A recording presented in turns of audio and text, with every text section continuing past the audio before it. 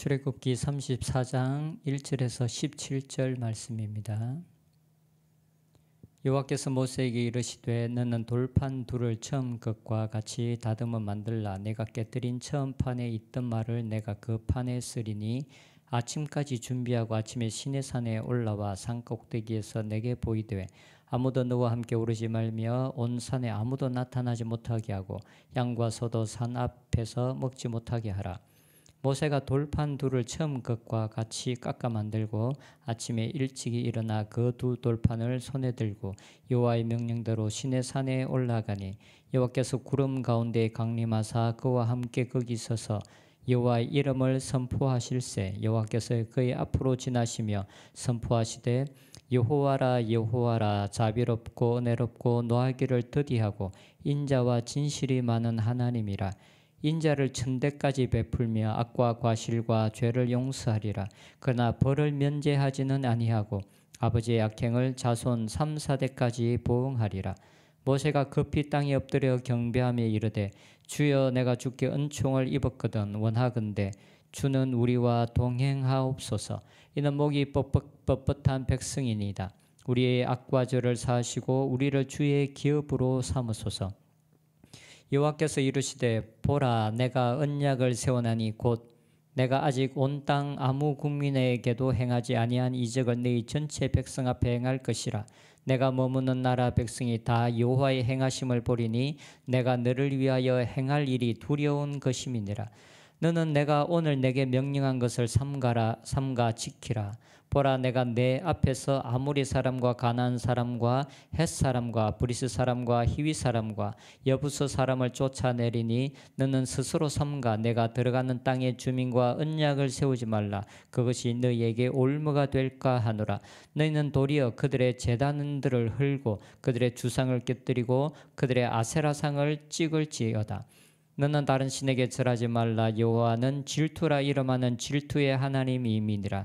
너는 삼가 그 땅의 주민과 언약을 세우지 말지니 이는 그들이 모든 신을 음란하게 섬기며 그들의 신들에게 제물을 드리고 너를 청하면 내가 그 제물을 먹을까 함이며 또 내가 그들의 딸들을 내 아들들의 아내로 삼음으로 그들의 딸들이 그들의 신들을 음란하게 섬기며 내 아들에게 그들의 신들을 음란하게 섬기게 할까 함이니라.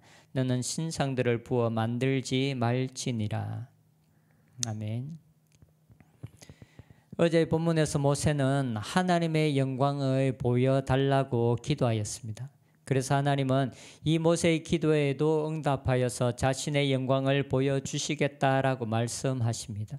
그런데 내 얼굴은 보지 못할 것이고 나의 등을 보게 될 것이다 라고 말씀합니다. 이것은 하나님께서 인간과 같이 형체가 있어서 실제적인 얼굴과 등이 있다라는 것을 말하는 것은 아닙니다.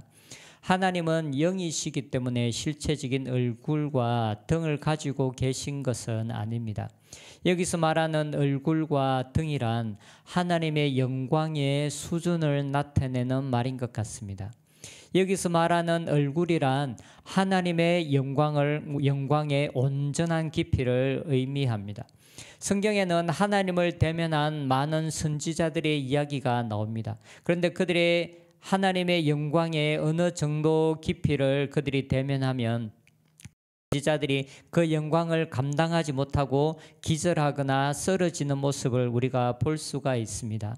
왜냐하면 하나님의 영광으로부터 오는 그 거룩함을 죄로 오염된 우리 인간이 감당할 수가 없기 때문에 그렇습니다.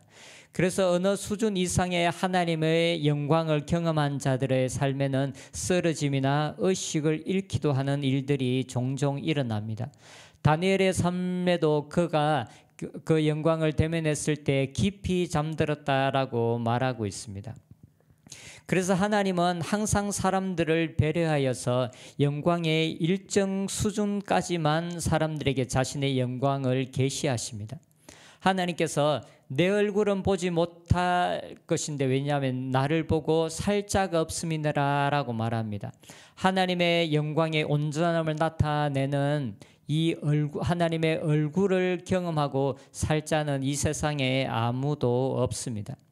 그래서 역사상 가장 위대한 사람이었던 모세 역시 하나님께서 하나님의 얼굴이 아니라 자신의 등이라고 표현되어지는 하나님의 영광의 한 부분을 모세에게 나타내 보여주십니다. 하지만 우리는 지금까지 경험했던 것보다 더 깊은 하나님의 영광을 경험하는 단계로 나아가야 합니다.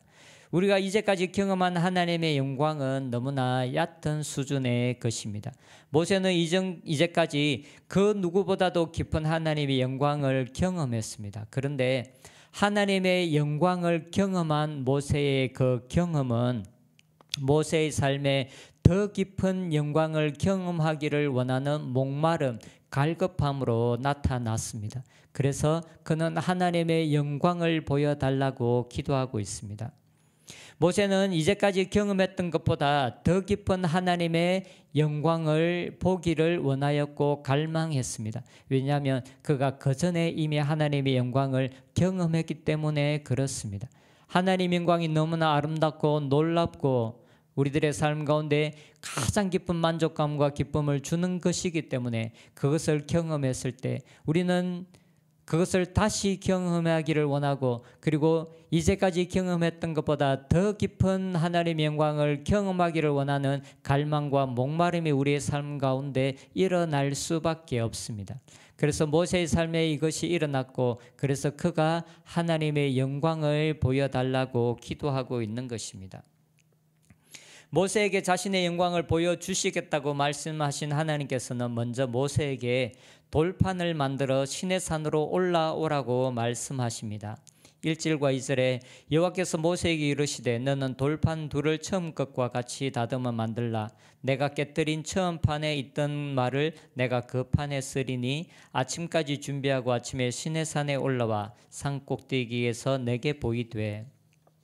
십계명이 쓰여진 돌판은 증거판이라고도 말합니다.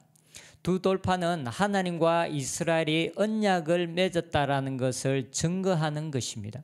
그래서 십계명의 이 두 돌판을 증거판이라고도 하는 것입니다. 언약의 증거입니다. 그런데 이스라엘 백성들이 송아지를 만들어 섬겼을 때 모세는 그 두 돌판을 깨뜨렸습니다. 돌판이 깨졌다라는 것은 하나님과 이스라엘 백성들이 맺었던 언약이 깨졌다라는 것을 말합니다. 언약은 이스라엘 백성들이 하나님 앞에 순종해야 할 의무를 가집니다. 그런데 그들이 이 의무를 거스르고 우상을 숭배함으로 그 언약이 깨어졌다라는 것이 바로 이 돌판이 깨졌다라는 것이 보여주는 것입니다. 그런데 지금 하나님께서 다시 돌판을 가지고 올라오라라고 말씀하십니다. 이것은 깨어진 언약을 내가 다시 세우겠다라는 것을 의미합니다. 그래서 10절에서 다시 언약을 세우시는다라는 말씀이 나옵니다. 10절에 보면 여호와께서 이르시되 보라 내가 언약을 세우나니 깨어졌던 무효화되었던 하나님과 이스라엘 백성들 간의 언약이 다시 세우시겠다라는 것입니다. 그리고 이스라엘 백성들에게 다시 그들이 순종해야 할 말씀을 주십니다. 그것이 10절부터 계속해서 나오고 있습니다. 하나님께서 자신들의 백성들에게 그들이 지켜야 할 율법을 주고 계시다는 것은 하나님께서 그들을 자신의 백성으로 삼으신다는 것이고 그들과 언약을 맺겠다라는 것을 의미합니다. 그래서 내일의 본문이 27절에 보면 계명의 의미가 바로 언약을 세웠다라는 것을 말한다라고 말하고 있습니다. 27절에 여호와께서 모세에게 이르시되 너는 이 말들을 기록하라. 내가 이 말들의 뜻대로 너와 이스라엘과 언약을 세웠음이니라. 이 말들의 뜻대로 너와 이스라엘과 언약을 세웠음이니라. 하나님의 말씀이 주어지고 계명이 주어지고 그들에게 의무가 주어졌다라는 것은 그들과 언약이 맺어졌다라는 것을 말한다라고 말하고 있습니다. 오늘 본문의 내용에는 하나님께서 모세에게 자신의 영광을 보여주는 장면이 나옵니다.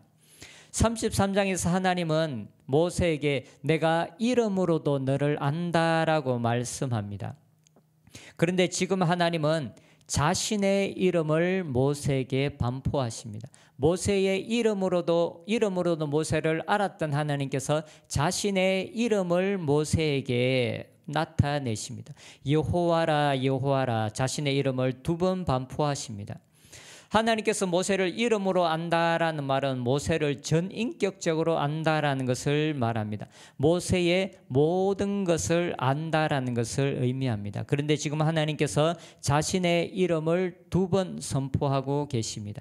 이것은 단지 모세에게 여호와라 여호와라는 단순하게 하나님의 이름을 2번 선포되어졌다라는 것이 아니라 여호와라는 그 이름 안에 있는 하나님의 속성의 모든 것들이 모세에게 계시되어지고 있다라는 것을 의미합니다.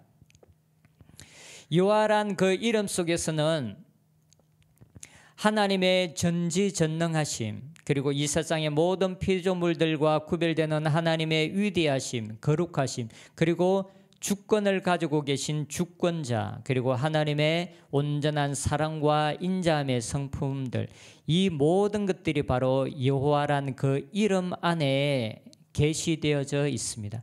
그래서 하나님께서 자신의 이름을 반포하실 때 모세에게는 이름이 아니라 여호와라는 그 이름 속에 있는 하나님의 모든 속성들이 모세에게 계시되어졌습니다. 그리고 하나님은 다시 하나님의 모든 자신의 이름 속에 있는 하나님의 많은 속성들 중에서 그 영광 중에서 가장 핵심적인 하나님의 영광을 모세에게 다시 말씀하십니다. 6절에 보면 여호와께서 그의 앞으로 지나시며 선포하시되 여호와라 여호와라 자비롭고 은혜롭고 노하기를 더디하고 인자와 진실이 많은 하나님이라. 인자를 천대까지 베풀며 악과 과실과 죄를 용서하리라. 그러나 벌을 면제하지는 아니하고 아버지의 악행을 자손 3, 4대까지 보응하리라. 하나님의 여러 속성 가운데서 가장 위대한 하나님의 영광의 핵심은 바로 하나님의 성품입니다. 자비로우심, 은혜로우심, 노하기를 더디하심, 인자와 진실이 많은 하나님, 이것이 바로 하나님의 영광의 가장 핵심되는 부분입니다.